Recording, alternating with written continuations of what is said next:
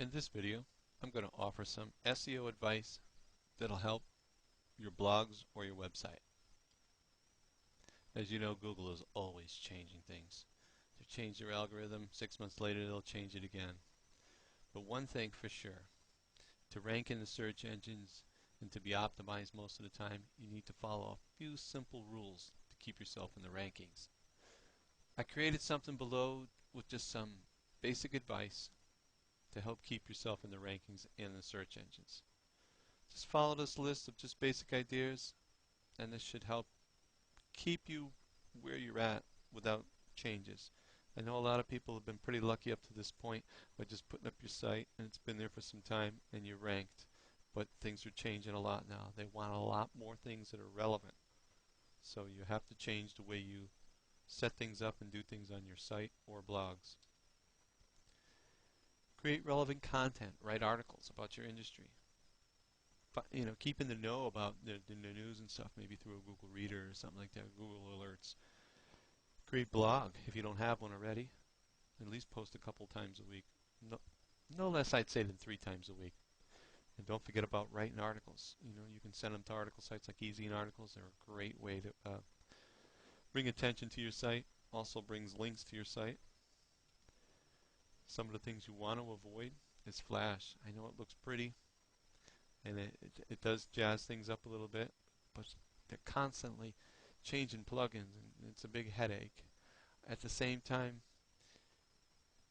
you can't read things half the time, and I would just stick with your traditional HTML and CSS. They always work.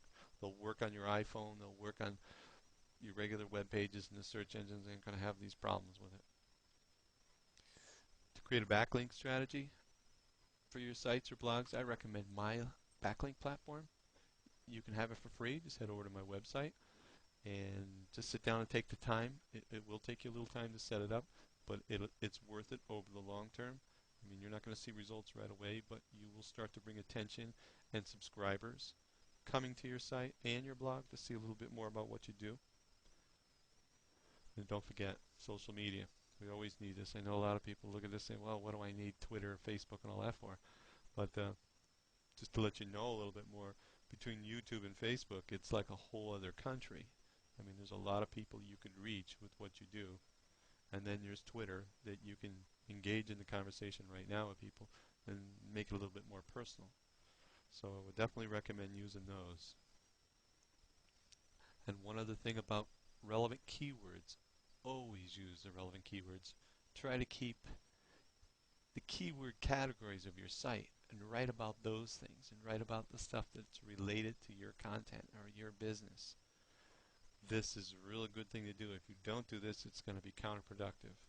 Search engines don't like keyword stuffing.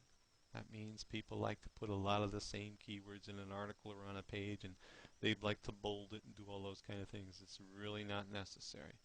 Just relevant content about what your business is about or your products or whatever your services are. Keep it pretty simple. They don't have to be something that you're going to constantly stuff with words like that. Search engines don't like it. Just a heads up on that. And don't forget Google Analytics. I mean, a lot of people, it's just a free service that you have. All you do is open a Google account, Gmail account, and you're in. This is a good thing.